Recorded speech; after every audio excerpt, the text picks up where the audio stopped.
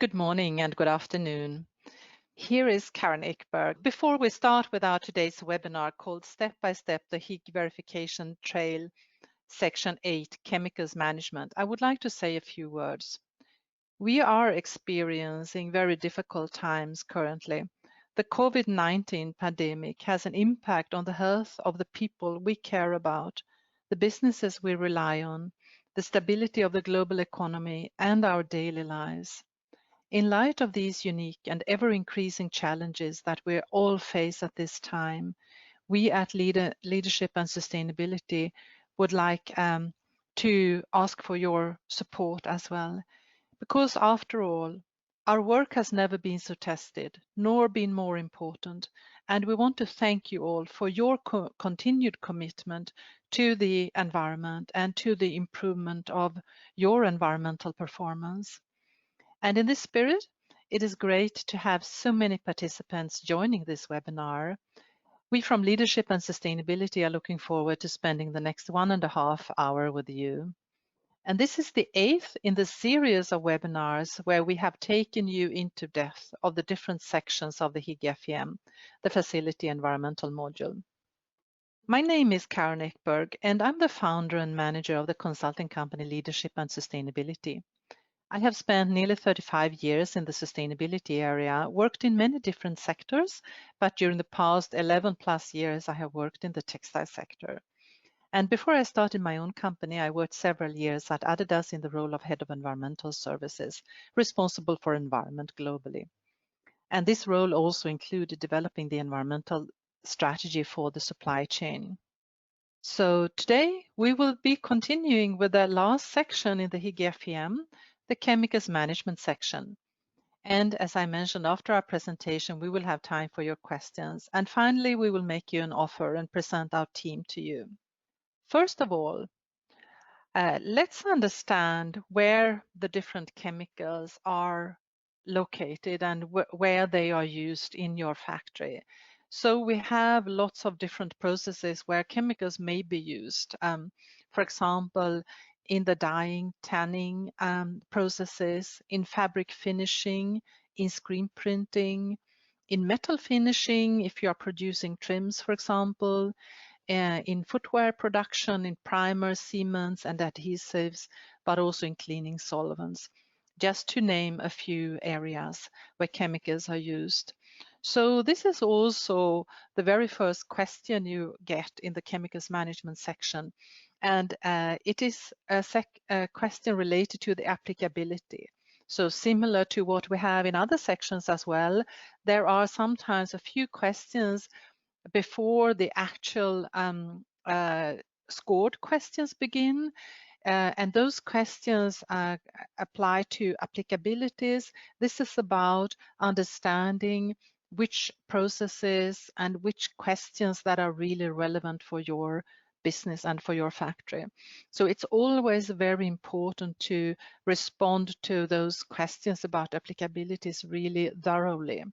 And in this case, you will be asked which processes you have in your factory, such as printing or dyeing, laundry or washing, leather tanning, fiber extrusion, etc.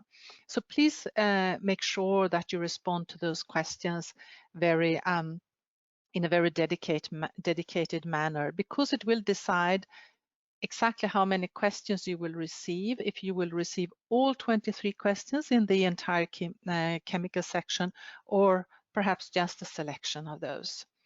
And the chemicals management section, it is the longest and most complex section in the Higg FEM, and also the most engaging and exciting actually. And here you can see an overview of the questions at level 1. In total, at level 1, we have 13 questions. So you can already see the chemicals management section is very, very comprehensive and also goes into a lot of detail.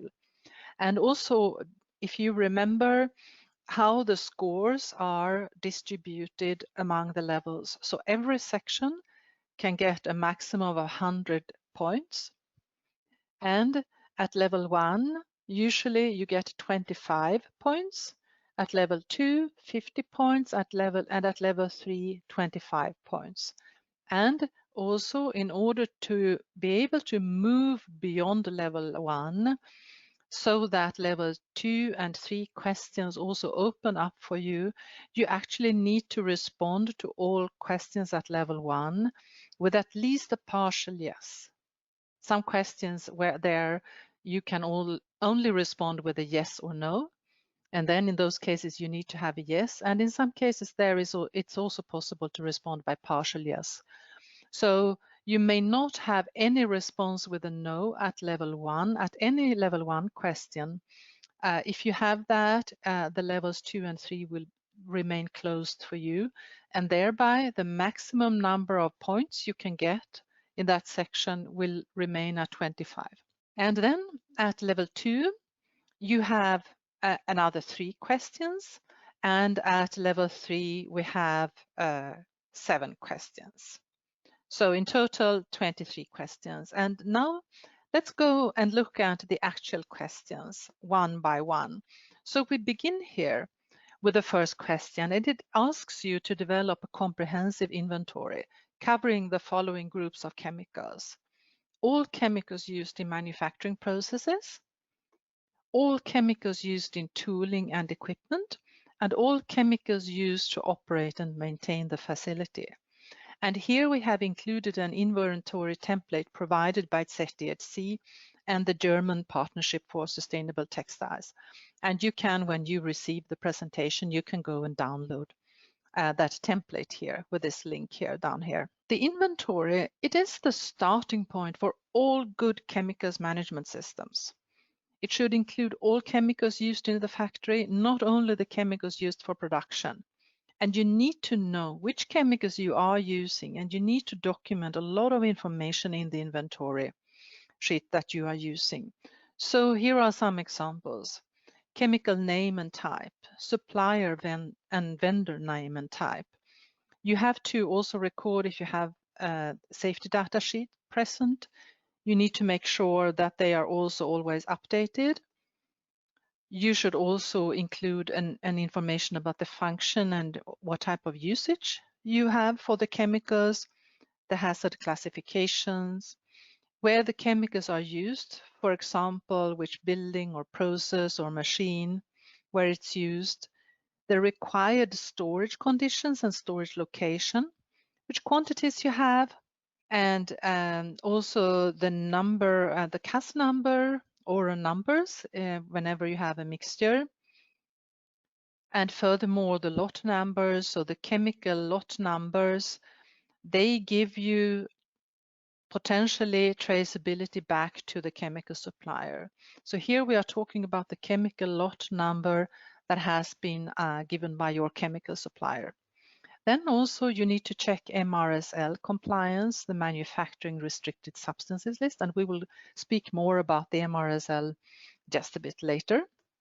Purchase date, expiration dates, if applicable, and the chemical inventory needs to record the usage quantity information, and the quantity also needs to be updated at least monthly. A real-time tracking system needs to be in place at the storage warehouse, production, and temporary storage areas to track the usage quantity of the chemical. And the chemical inventory should also be updated whenever a new chemical is purchased.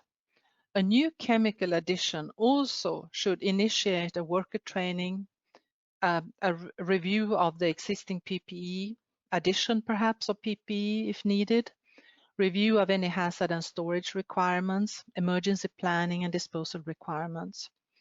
And new chemicals should not be moved into storage until verification have taken place, that they match the purchase order, and that they have been added into the chemical inventory list, that you have CAS number, etc., and all the information. And then if your inventory is not yet complete, then you need to make an action plan for adding the missing data. So that's also important, and that is something that is being asked of you by the tool. So what we suggest here to upload is the chemical inventory and also an action plan for obtaining data that is not included in your inventory. And even the best factories very often still have information that is missing in their inventory. So most of the time you do need to develop an action plan to obtain that data. So that was question 1. Question 2 is the question is, does your facility make safety data sheet available to employees for all chemicals used? And this question is about making SDS available to all employees. It's very important that employees who are storing, handling, using chemicals have access to safety data sheets or simplified safety data sheets and are aware and knowledgeable about all chemical hazards. The safety data sheet should be updated at least every 3 years, or of course, if any change has taken place. And you need to check that with your chemical suppliers. They may not be sending you proactively new safety data sheets. You may need to add that into your planning, that you ask all your chemical suppliers on a regular basis to get the updated safety data sheets. And of course, also the workers, they also need to get trained. And here you are also asked to upload, for example, photo images showing that the MSDS or safety data sheets are available, that they are also global harmonization compliant, and also that they have the compliant label in cases where this SDS is not available. So CLP stands for classification, labeling, and packaging. And now moving over to training. Does your facility train all employees who use chemicals on chemical hazards, risk, proper handling, and what to do in case of emergency or a spill? And we suggest here that you upload a sample training content covered during the training, a training calendar, and an employee training attendee list. And here you have the option to select a partial yes, and you can do that if you do not have a complete documentation or if you may not have covered all topics that are listed. And the next question, question number 4, is about having a chemical spill and emergency response plan that is also practiced periodically. So we ask you to upload an emergency response plan and or the procedure, a training attendee list of a spill drill and photos of the drill. And you can select partial yes if you have a chemical spill and emergency response plan, but that does not meet all requirements or you do not have practice drills. Next question, question number 5. Does your facility have appropriate and operable protective and safety equipment as recommended by the Global Harmonized Standard safety data sheet or in all areas where chemicals are stored and used? And here we suggest that you upload the schedule for internal checks, audit for chemical safety, the inventory list of PPEs and safety equipment with schedules of stock, replenishment, equipment maintenance or replacements where applicable. And now question number 6, does your facility have chemical hazard signage and safe handling equipment in the areas of the facility where chemicals are used? And this is of course a very important question because this helps all your workers, even those who do not handle chemicals, to know where there are any hazards. So it's really important that you have signage everywhere and that you also have the correct signage. So you need to have signages that are clearly visible and understood by the employees and workers. Signage is posted at the storage and chemical operations area that also shows the hazard classification of the chemicals stored. And you also need to have handling equipment that is available at the relevant locations. And for facilities that do not use chemicals in production, this applies also to all tooling and operation chemicals in your factory. And we ask you here to upload, for example, schedules for internal checks and audit for chemical safety that covers relevant chemical exposure risks and communication, and also with a clear designation of responsibilities and outcome, of course, also of the checks and audits that you have done. So those were the first 6 questions, and now let's move on to the question 7, and here we are now coming into the area of the MRSL and RSL. So the question here is about purchasing according to MRSL and RSL. And let's take just a minute to learn what the difference between an RSL and an MRSL is. The restricted substances list. This is the list of chemicals that are restricted in the end product, in the final product that goes out of the factory. And this is all about consumer safety. And then the MRSL, the manufacturing restricted substances list. This is about all chemicals that are restricted in the manufacturing processes, so the chemicals that go into the factory. And here, so the MRSL manages and restricts the chemicals that are being used in the production or elsewhere in the factory. And of course, very often the MRSL and the RSL are connected with each other. In some cases, what you have in the MRSL or chemicals that you are using in production also go out of the factory on the product or in the product. But every so often you will have reactions taking place in the factory so that chemicals that go into the factory may not go out of the factory on the product. They may go out of the factory as air emissions or as water contamination, or also as waste. And that is why it is so important to also have a manufacturing restricted substances list, because the MRSL is really about protecting the workers and also protecting the environment, whereas the RSL is about protecting the consumers, the people who buy the products and wear them.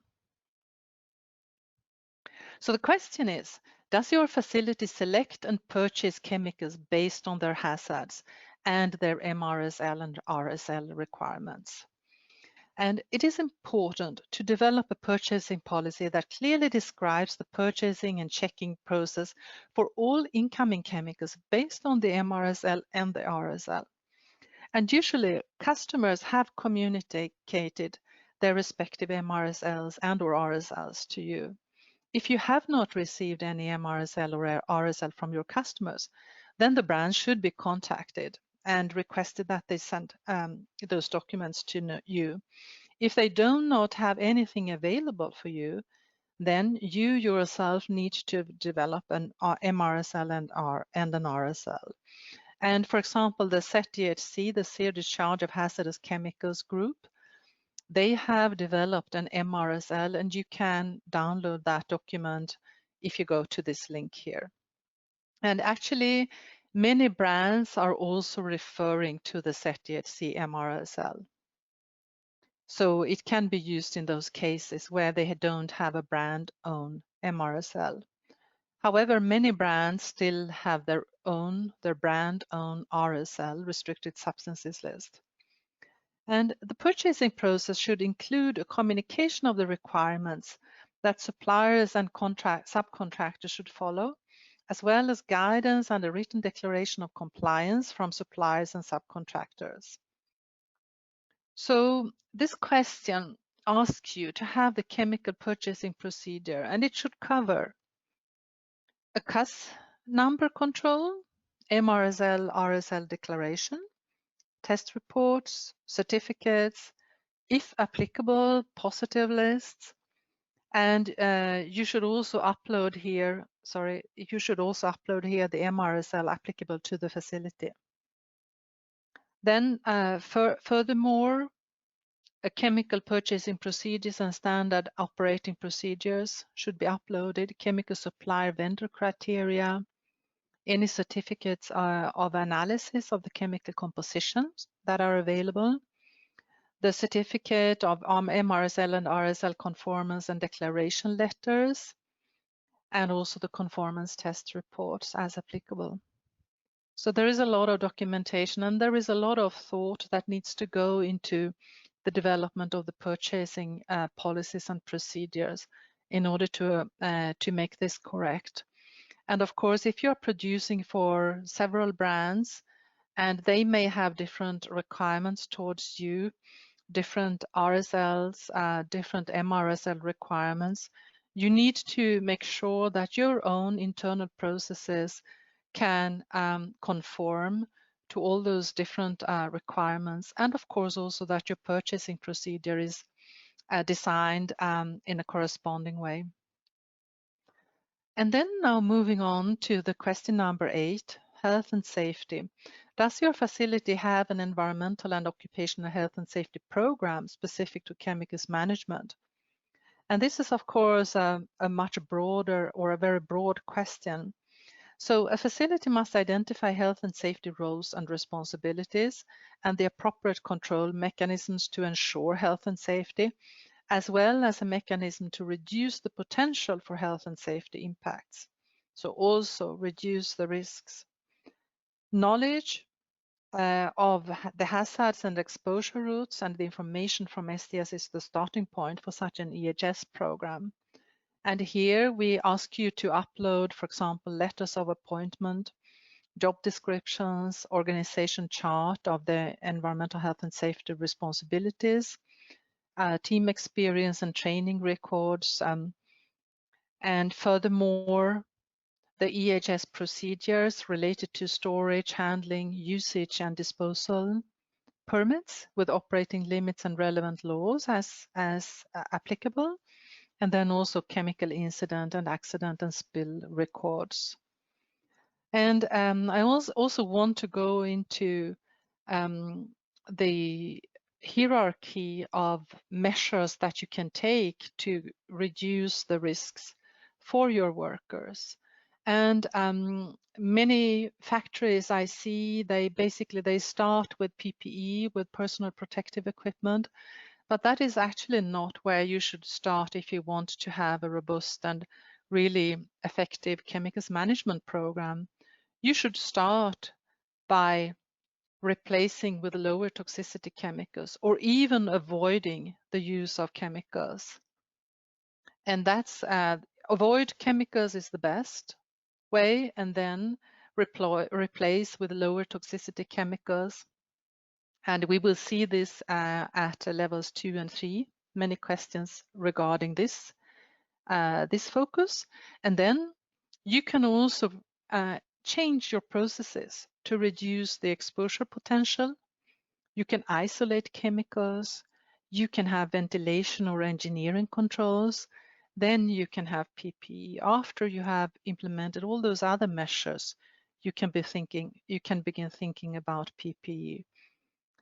And then, of course, also any incident response. If you would have a spill, you need to make sure that you also have a good incident response. So the health and safety program that is talked about here in this question 8 is a very comprehensive program that you need to have in place that covers many areas. And now, when we go on to the chemical storage, so the question is, does your facility have well-marked designated chemical storage and temporary storage areas? And most factories would say yes.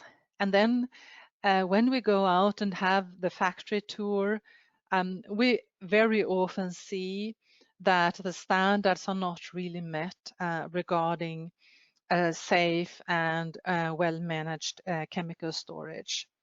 So what we need to have here is we need to have well-marked designated chemical storage and temporary storage areas.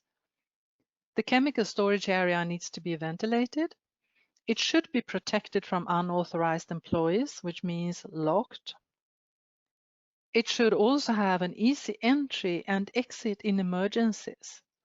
So the entrances or exits should not be blocked, for example, and it should be easy to get out of the chemical storage area in case of any emergency.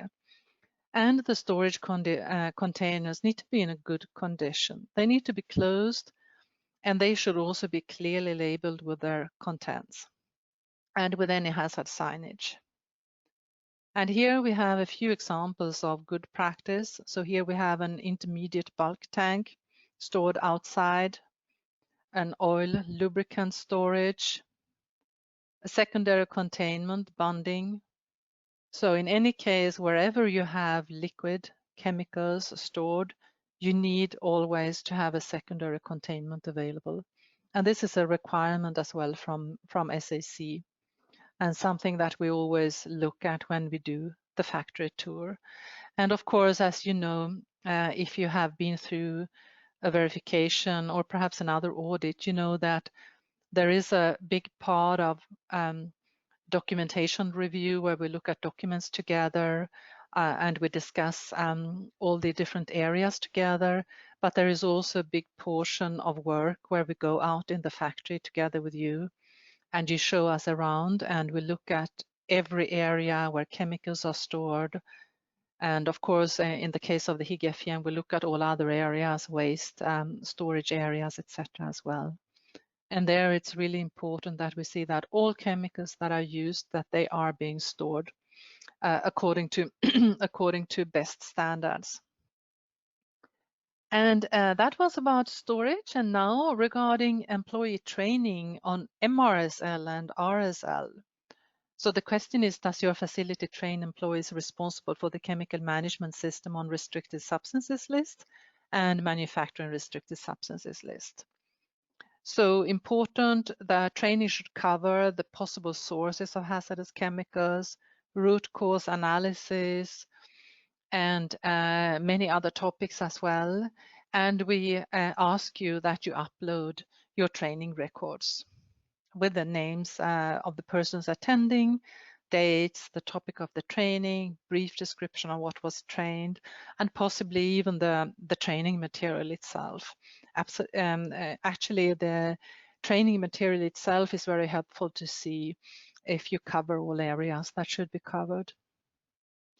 And now we have come to the question number 11, so one of the last questions at level 1.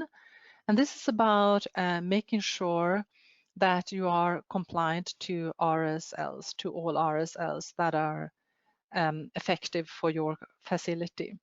Does your facility have a documented process to systematically identify, monitor, and verify compliance with all product restricted substances lists? And so what we would like to see here is a written document specifying your review process, process recipes considering the usage of chemicals according to technical data specification sheets, and all chemicals in the inventory checked against RSL compliance on an annual basis, and letters of RSL conformance supported with test analysis. And the next question is similarly to, so the question number 11 was about RSL compliance monitoring, and now question number 12 is about MRSL compliance monitoring. Does your facility have a documented process to systematically monitor, update, and demonstrate compliance with MRSLs? And here we would like to see a chemical review process method, that chemical review process and methods are robust, that you have periodical screening through, for example, the ZTRC chemical gateway, that you have a certification letter of compliance to MRSL specific to each chemical product, that you have or that you have adopted systems that ensures MRSL conformance, for example, like a blue sign system. And when non-conforming chemicals are found, a phase-out plan needs to be developed accordingly. So for example, when ZTHC chemical gateway is used for screening, the facility tracks and monitors the level of conformance of each chemical screened. And then we would also like to see that the facility actively communicates the expectations for their dye and chemical to their dye and chemical suppliers, that formulation supplied to the facility need also to be compliant with the MRSL. And the facility should be able to demonstrate a well-documented chemical review process. So that is really, really important again. And what we would like to see uploaded here, continuing the list, we would like to see positive lists from chemical suppliers, any email communication between the facility and its chemical suppliers regarding MRSL compliance where applicable, the letter of compliance to MRSL with the chemical name, date of issuance, and any test reports, the documented periodical screening process against the ZDHC chemical gateway, and finally, any dated records of previous screenings and schedule for future screening. So that was question 12, and now we have come to the last question at level 1. And this is a question about chemical traceability. And this is a question where we see very often see failures. We see that this is quite a difficult question for many facilities. And it's all about tracing your chemicals back from the production, from the manufacturing process, actually back to the chemical inventory, and thereby also to the supplier. So the purpose of traceability is determining whether the chemical components involved in the production can be traced backward and forward. And the ability to do so would help support any root cause investigations in case of any quality or compliance issue occur due to any particular chemical. And for example, if a recall of a product is needed, it's possible to recall the particular chemical that it was involved and find that chemical as well. So what we need to see here are the recipe cards with chemical formulation sheets, process instructions, containing all traceability information, the chemical inventory and the chemical process log. And we also need to see the chemical lot number. So you need to have the chemical lot number documented somewhere in the recipe or in the documentation that is linked to that actual batch of production that you have. And because that chemical lot number helps us then to go back to the inventory and also to go back to the chemical supplier. And with the chemical lot number, you are able to communicate to the supplier, to the chemical supplier, whenever you have had a failure and understand what the actual problem was. And so you can do the root cause analysis with the help of that chemical lot number. If you don't document the chemical lot number, it will not be possible. Even if you document the chemical that you're using, you may have been using different lot numbers because you may not know, even if you use a first in, first out approach in your chemical storage, you will never know exactly when you move over to another lot number by, for example, opening a new package of that same chemical that you're using. And that's why we would like to see the chemical lot numbers documented in the recipes in order to have to get a full response here and a yes response to the chemical traceability question. So quite a challenging question. And here is also one example of what it can look like. And there is now the full traceability from the final product. And this is a question that we will cover later. We have that question as well later. And then from the final product back to the chemical inventory and also therefore back to the chemical supplier. And so this is what we are asking for with a full traceability from the product to the manufacturing process and back to the chemical inventory. So question 13 doesn't start with the product. The question 13 starts here with the manufacturing process and wants you to be able to trace back to the inventory. And now we have already managed level 1, so we can move on to level 2. And question 14, does your facility have an implementation plan to improve your chemicals management program? And we would like to see an implementation plan with information about which questions that were not fully achieved and why, and the people responsible and the targeted date for achieving requirements for those questions which were not met. And this is a question at level 2, so you actually already need to have responded with yes or partial yes to all questions at level 1, which means you are probably already well underway when it comes to chemicals management. But I assure you that even so, there is always something you can improve related to the questions 1 to 13. So don't be shy here. Make a good plan about how you would like to improve your chemicals management program related to the questions 1 to 13. And then the next question is about having an implementation plan to reduce the use of hazardous chemicals beyond chemicals specified by regulations and or restricted substances list and or manufacturing restricted substances list. So this question here goes even further. The previous question was an improvement plan for chemical management, basically everything that related to all questions at level 1. And here now, we are now really moving beyond level 1. Level 1 is very much about compliance, the RSLs and the MRSLs, etc. And here we want to see that you have a plan to reduce the use of the hazardous chemicals that you have found in your RSLs or in the MRSLs, and that you have a plan to at least beginning to phase out those chemicals. And the objective is really the removal of hazardous chemicals through the intentional creation of an action plan with targets, assigned responsibilities, and an action time frame. And this question does not require facilities to have in-house expertise to carry out a detailed hazard assessments here yet. Factories can have hazard implementation plans by relying on other externally available lists.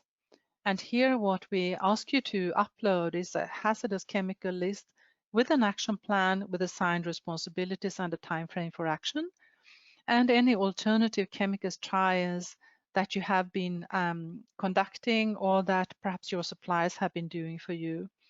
And also, of course, with information about how you would like to proceed. If the conclusions were positive, if you would like to proceed with phasing out a specific chemical in the favor of another, or if the tests perhaps were not successful and you would like to test another chemical. So this question doesn't ask you yet to already have phased out any hazardous chemicals you have. It is really asking you to be working on this and having a good plan and a detailed plan to be able to reduce the use of hazardous chemicals. And now we go even further. And here now we are going to the well beyond, let's say, the really much more advanced question. So the question is, does your facility source already approved or preferred chemicals from a positives list beyond chemicals specified by regulations and or RSLs and or MRSLs? And a positive list is a list of substances which have been assessed for their human and environmental health impacts and performance properties and are recommended for use due to lower risks to the environment and human health and safety.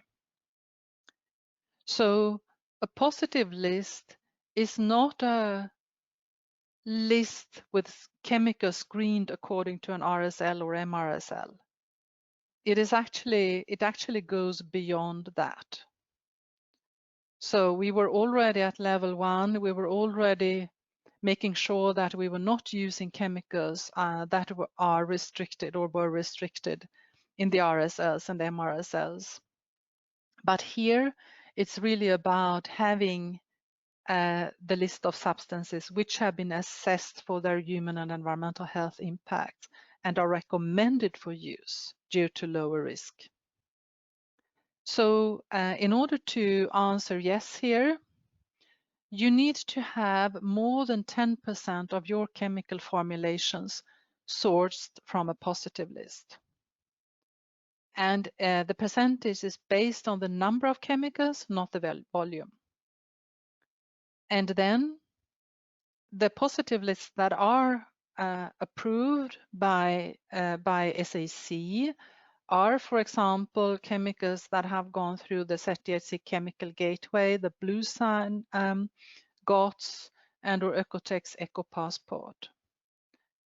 And also you can answer partial yes if you have chemicals from a positive list that make up less than 10% of your inventory. So you need to have at least, let's say, one chemical that is taken from a positive list in order to get a partial yes. And now the same question, but for facilities that do not use chemicals in production, and you can answer yes only if more than 50% of the chemical formulations in the chemical inventory are sourced from a positive list. And you can answer partial yes if you have chemicals from a positive list that make up less than 50% of your inventory. So this question here for facilities that do not use chemicals in production is actually stricter than the one for chemicals used in manufacturing. And so the next question here, now the question 17, and now we are already at level 3, is does your facility collaborate with brands and or chemical suppliers to select chemicals for alternatives assessment? So now we are going even further. This is quite an advanced question. And I think it is really important to understand that in some of the sections of the Higg FEM, it's not so difficult to move on to level 2 and 3. But in the chemicals section, this is a really challenging section. And as you have already seen, a lot of details are being asked for and a lot of systematic procedures and management approaches and detailed instructions and standards, etc., are actually asked for by SAC. So please don't lose faith and don't give up. Take it step by step and build out your chemical management systems step by step. You don't need to reach 80 points in the first year or even in the second year. This is really a section that takes much more time to build up a really good program. And so this question, as I said, very advanced. Does your facility collaborate with brands and or chemical suppliers to select chemicals for alternatives assessment? And you can say yes here if you can also upload a prioritized list of alternatives for chemicals, basically based on substances of concern list, REACH SVHC list, or other lists, other candidate lists. The MRSL, the ZTHC MRSL also has a candidate list today. And also you need also to upload the minutes from collaborative meetings.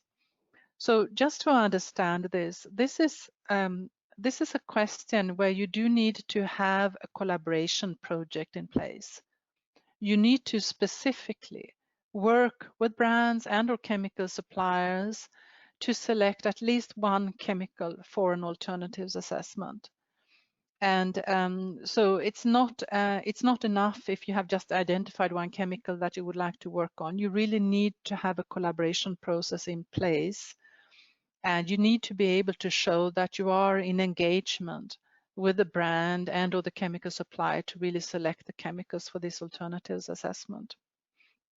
And very often you may not have the resources yourself to do a lot of tests or do a lot of assessment, but very often your chemical suppliers may have that. They may have data that can help you, and sometimes the brands have this information as well. And now moving on to the question number 18. Does your facility contribute to chemical analysis against human and environmental hazard criteria to this alternatives process?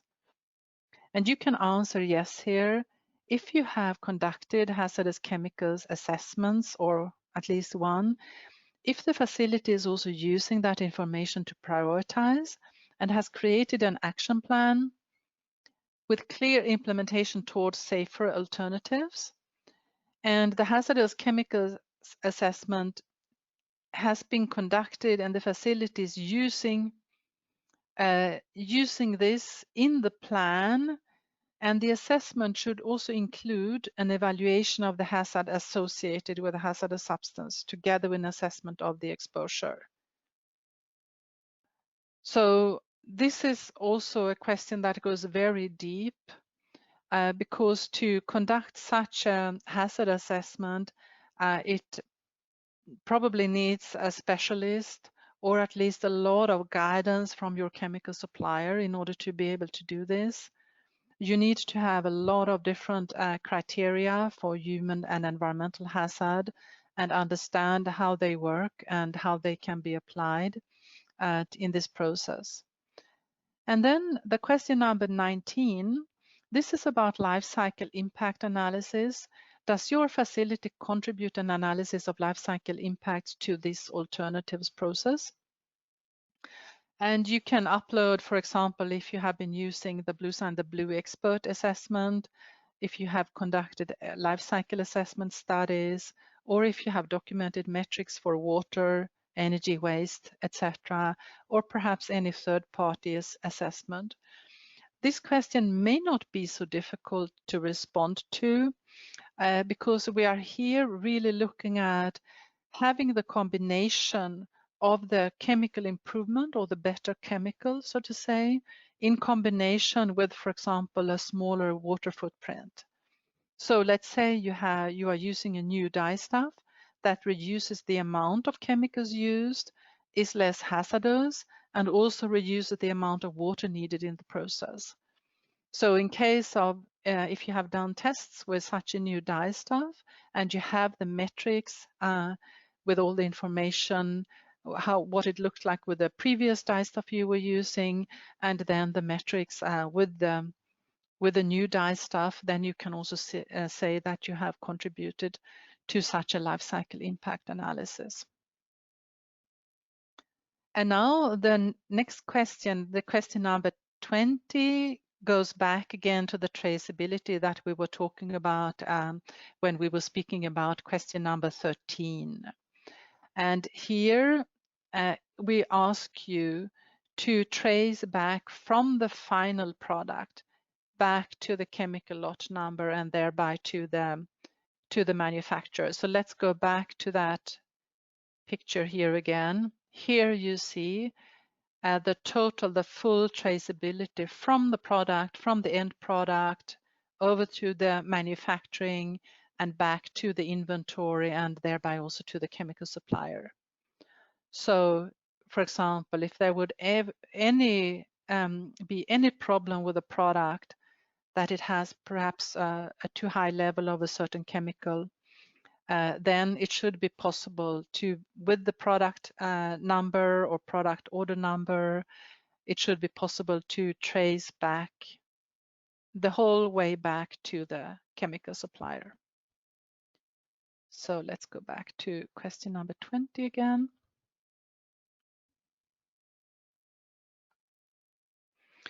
And here we ask you to upload the product batch card, recipe cards, formulation sheets, process instructions, chemical mixing, blending process log, lab records, and the chemical storage log. So basically, you should be able to show, and during verification, if you are asking for external verification, we will actually ask you to show all those documents, and we will be tracing back from a few products back to the chemical inventory in order to see that you have that process fully implemented. And the next question, question 21, is about the quality assurance program. Does your facility have a documented quality assurance program that includes performance of chemicals? And you can answer yes here, only if you have a process in place to randomly select and verify a chemical's compliance to a known standard, such as an MRSL or RSL, via a chemical analysis and on at least an annual basis. And the QA program should include the evaluation of the quality and performance efficacy of each chemical formulation used, ensuring that the process recipes of how each chemical formulation are to be used are strictly followed, that the process controls are strictly followed, and that there is an ongoing assessment of production quality with supporting records. So we see many facilities that actually have at least parts of this quality assurance program, also usually because they have had RSL programs in place for a long time. But this question is actually quite comprehensive. So you need to make sure that you really fulfill all requirements here. And now the next question is question 22, contractor and subcontractor regarding preferred chemicals. So do your contractors, subcontractors source already approved or preferred chemicals from a positives list to replace chemicals not already included in RSL, MRSL? So similar to what we have in the EMS, in the environmental management system section, where you are also asked if you are working with your suppliers and with your subcontractors to use the Higg FEM. Here too, you are asked to basically roll out parts of the Higg FEM, namely the positive list and the preferred chemicals application, also to your suppliers and your subcontractors. So you should here also upload a description of the procedures you have, any communication with the suppliers and subcontractors showing confirmation of the practice of sourcing chemicals from positive lists, and any Higg verification report, if that is available, showing that they meet the criteria. So this is also a question that is probably needs some time also to prepare. Of course, you yourself need already to be able to use a positive list in a constructive way, and you need to have your own procedures for doing so. And then you can begin educating, making aware, and engaging your contractors and subcontractors to also begin sourcing preferred chemicals. So it's also a question that actually may need quite some work to establish and to fulfill. And now we have come to the final question, question number 23. And this is a question that goes even further beyond everything we have been talking about so far. And it asks you, does your facility have documented business goals, processes, and actions showing commitment, for example, regarding equipment, process, choice of substitute chemicals, to new sustainable chemistry innovation? Of course, lots of the things that you have been doing in order to reply to the previous questions already show that you have a commitment, but you also need to now go into your own business and really implement sustainable chemistry innovation practices into your business practices. So chemicals management, and anyway, any environmental management should not be something you do on the side. You should always try to incorporate it and implement it into your normal business practices. So this question is very much about that, being able to show that your business, in all your management decisions, that you take sustainable chemistry innovation into account when you take your decisions. So what we would like to see is, for example, any current chemistry R&D projects or investments that you have, and also examples of how you have incorporated responsible chemistry into your own business agreements and how you take then your decisions. And here is one final slide related to chemistry innovation, and here are just a few examples, probably all well known to you already. And of course, this list is very short. In reality, there are lots of different innovative practices you can implement related to sustainable chemistry. And so here, for example, salt-free dyeing, waterless dyeing, there are lots of different dyeing processes that use less water or use no water at all. Being able to recover, reuse chemicals, bleaching without chemical, for example, with ozone, solvent-free processing, electrochemical dyeing processes, and many more. So those are just a few examples. And with that, we have actually come already to the questions and discussion. And now I would like to open up for your questions, and I will go and have a look here if you have already sent a few questions to us. So let me see here. Yes, we have questions. Let me see. Yeah, okay. This is a good question. So the training, how often should the training be of employees? And yes, I would say it should be at least twice a year. If you have processes that are changing, or if you are using new chemicals, you may need to have a training more often. And of course, also if you have new employees that come in that need to be trained, they need to be trained as well. I actually think that a quarterly training is actually quite a good frequency to use. And then an interesting question here. There is a recommendation to remove all the health and safety related questions from the FEM chemical section. People say that those health and safety questions should be under social and labor concern. So you know that we have the Higg FEM, the facility environmental module, and we have also the FSLM, the Facility Social and Labor Module, or this program is also called the SLCP, the Social and Labor Convergence Program. That's the same. And this SLCP, FSLM takes care of all social and labor questions. And in that module, there are a lot of health and safety questions as well.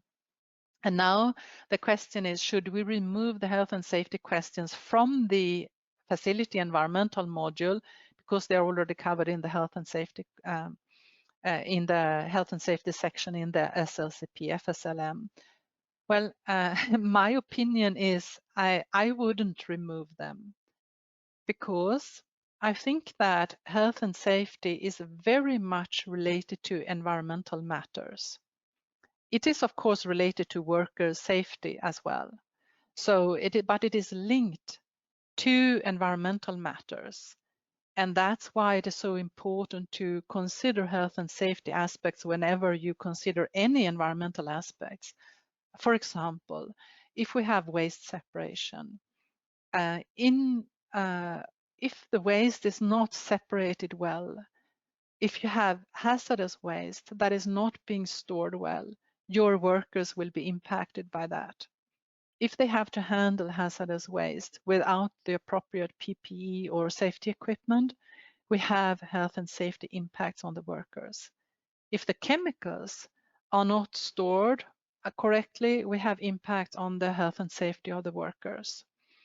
And of course, for those people who understand a lot about the chemicals and have studied the SDS and have produced the information that is located at the different storage locations, they also need to make sure that the workers are protected.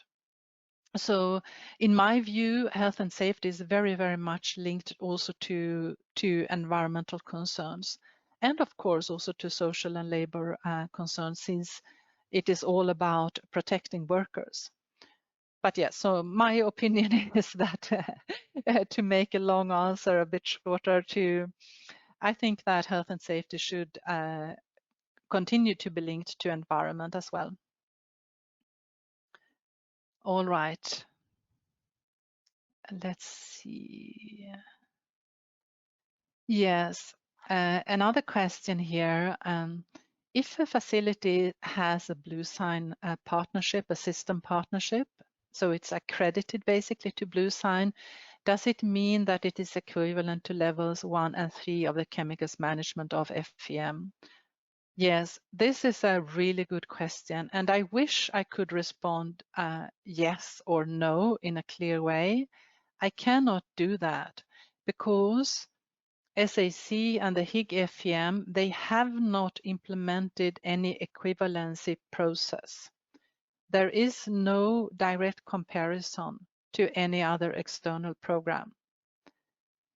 So it's basically not possible to say, but if you have a facility that has gone through a BlueSign audit and is a system partner to BlueSign, they will have managed many of the things that the Higg FEM is also asking the facility to manage.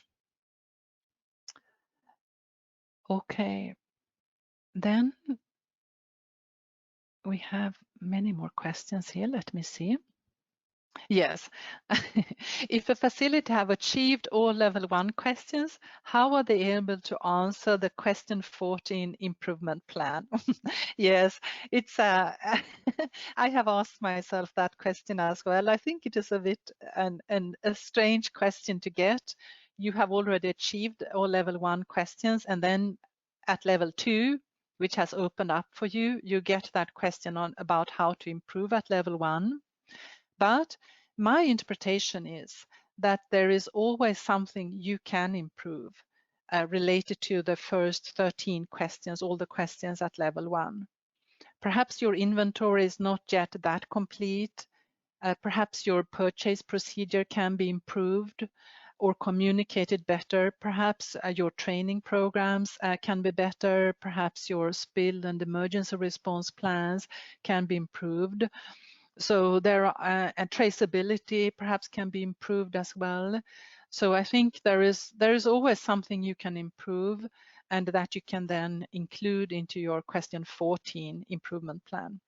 Yeah, but I understand why you are asking that question, absolutely. And then, yes, one very specific question regarding the slide 36, are the certifications as GOTS, Oekotex, BlueSign, do they have similar requirements regarding chemical handling, etc.? No, they have not.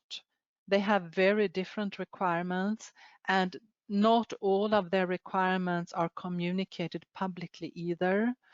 So it is not even possible to, in a fair manner, compare the requirements they have regarding chemical handling, unfortunately. So as I said, there is no equivalency process that has been implemented yet. Yes, and then the 10% is based on what? And the 10% is regarding the question number. Let's go back to that question. That is the question, let me see. Yeah, here. That is the question about sourcing from a positive list or a preferred chemicals list. And you need to have at least 10% of the chemical formula, 10% of the chemical formulations sourced from a positive list. And here we are speaking about the number of chemicals, not the volume. So if you have, let's say, 100 different chemical formulations that you are using, then you need to have more than 10 of them. So let's say you need to have 11 of the chemical formulations you are using need to be sourced from a positive list. Yeah. And yes, and the same question, if anyone completed all questions in level 1, then which can be the improvement plan? Yes, you need to have something that you can improve. I'm sure you can find something that that may be possible to improve. And yes, we will send you this deck. So all of you who are online now and have registered, you will receive an email from us within 1 or 2 days after the webinar with both the presentation deck as a PDF and also with the recording itself. We have some very detailed questions. I may need to follow up on them via email offline. Yes, there is one question. If this training that we are doing here now in this webinar will be considered as a qualification approval of the Higg chemical management verifier along with other auditor experience. No, this is not. This is just a training. It is not. It's not a qualification for to become a verifier.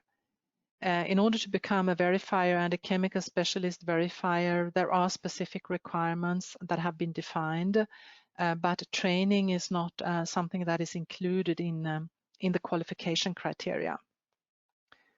So we have more questions. Let me see. Yes, we have one question here also regarding the CAS numbers. So if the CAS number is not available, what do you then use?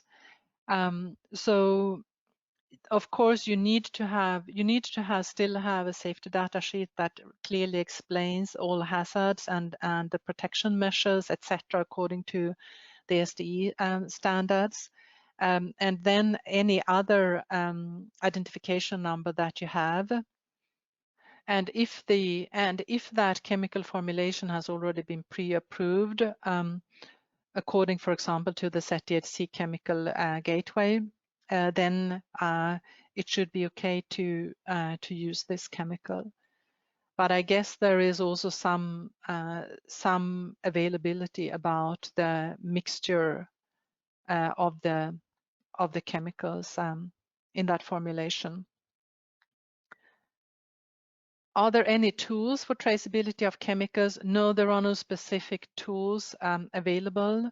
Many companies use their own production software systems or their PLMs to build traceability schemes. We have one question here about carbon footprint. And yes, carbon footprint is a really important topic. We didn't cover this in this webinar. This webinar really focused only on chemicals management. And carbon footprint is a very specific topic that needs to be covered elsewhere. We can take up an offline discussion about that.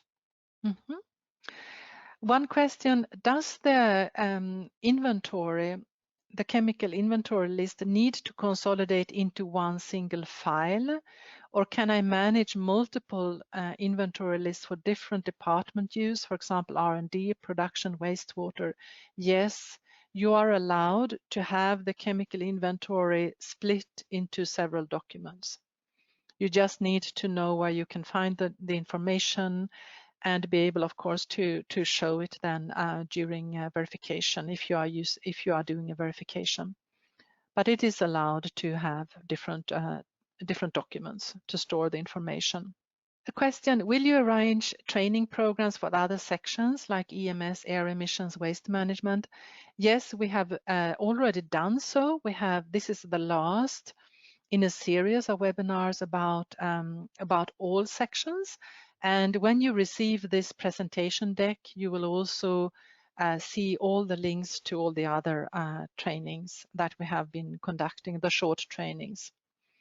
And then if you can follow the Inditex list as a positive list, I actually don't know the exact composition of the Inditex list, so I am not able to respond to that question.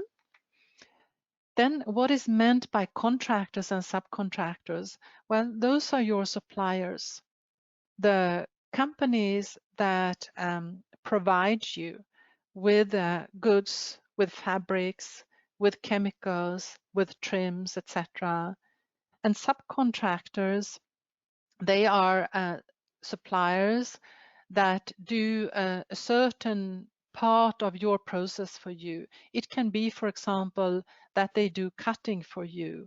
They may be doing finishing for you, but they are only doing one portion of your process, and the products come back to your facility afterwards. That's when we talk about subcontractors. but it's basically any type of suppliers that is meant here with this question. Is there any standard or guideline on how to dispose of old torn screens used in table printing?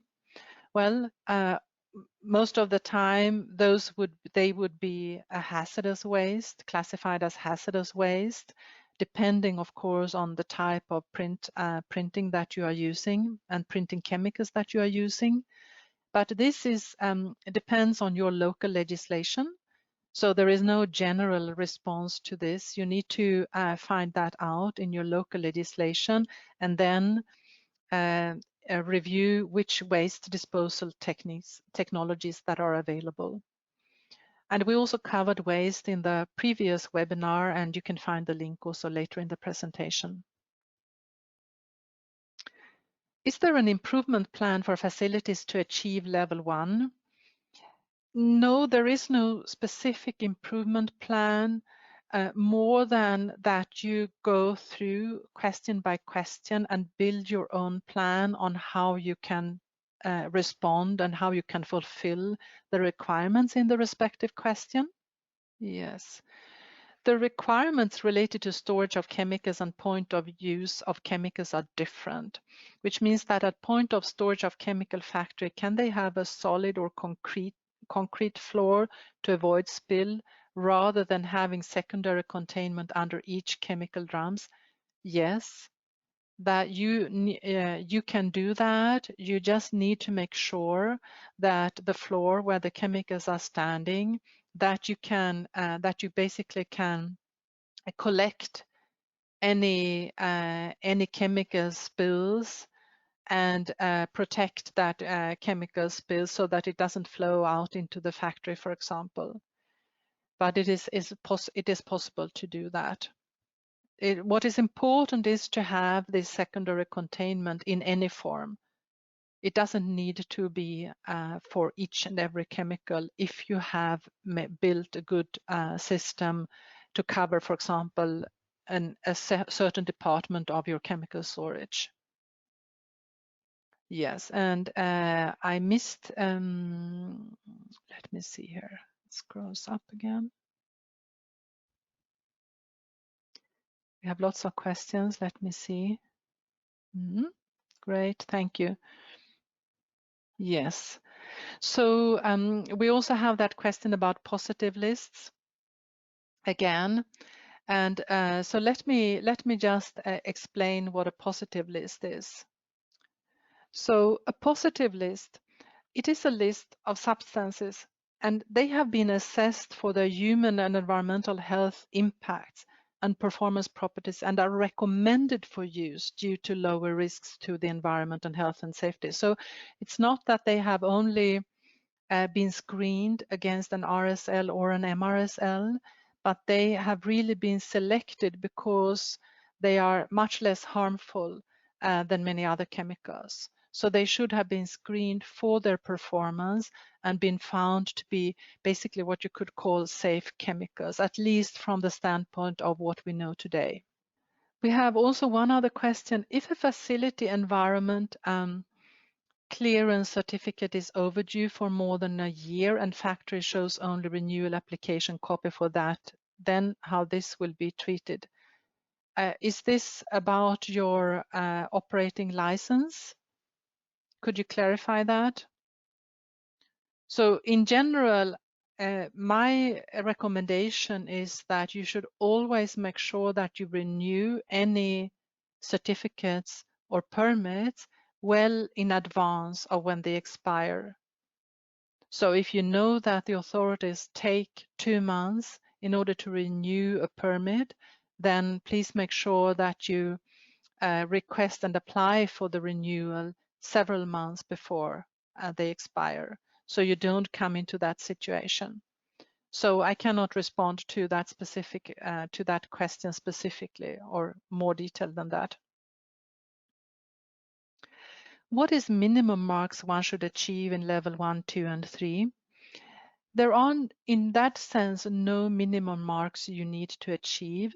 It is up to you to decide which progress you want to have and how fast you want to improve according to the Higg FEM. Obviously, you need to first reach level 1 before you are even allowed by the system to move on to levels 2 and 3. So if you haven't responded with yes or partial yes to all questions related to level 1, then you will not even see the questions at levels 2 and 3. However, it may be that you have buyers or brands buying from you who are asking you to reach a certain score or a certain mark, but that is of course up to the brands to do so. Yeah, we still have some questions left, but we are also running out of time. So what we will do here is I will respond to those questions offline, so to say, and make sure that you get the information you need. All right. Okay. So with that, I would like to continue and finish off this presentation. Let me move on. I have some information that I want to show you, and especially for you, I saw there were several questions about receiving the information from this webinar and from the previous webinars. So on this slide here, you can see all the webinars that we have done related to Higg FEM, where we have taken you through all the sections one by one. So when you receive this presentation, you can go and click on those links and you will find the information related to each of those webinars. And then I want to offer our services as well regarding the FEM and the SLCP verification. We are an approved verifier body and training body for both FEM and for SLCP, and we would be happy to support you with your verification. We are also happy to support you with training, with one-day trainings, for example. Many of you may be locked down as we are here in Germany as well, but we can also offer trainings via webinars. For example, a full day training that we usually do face-to-face, a full day, we can split it up into 2 or 3 webinar sessions, since it's usually too long to sit in front of the screen and listen to a webinar for a full day. And then here is the list of the countries where we are allowed to offer verification, Higg FEM verification and training. So you see the list is very long. Also some exotic countries where probably no verifications have taken place yet, but we have already conducted verifications in many countries already. So please do not hesitate to contact us. And if you would like to have a training or a verification. And you can do that by go to, for example, our booking page, and there you can book a time slot with me personally, or you can also contact us here.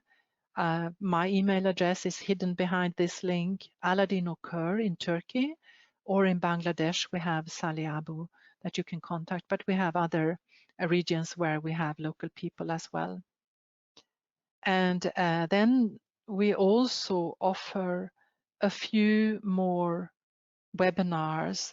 Those are paid webinars. This is about materiality assessment, sustainability strategy, and sustainable supply chain management. 2 or 3 hours webinar, and you can find more information if you click at the corresponding links here. And with that, we have come to our final slides, and now I would like to present our team to you. So here you can see our team. We are growing steadily. And yes, thank you so much for joining this longer webinar this time. And I hope that it has been helpful and valuable to you. And please take the 2 minutes to respond to the survey that you will see as soon as we log off from this webinar. Thank you so much for joining today. Stay safe, stay healthy, and we are wishing you all the best. Thank you and goodbye.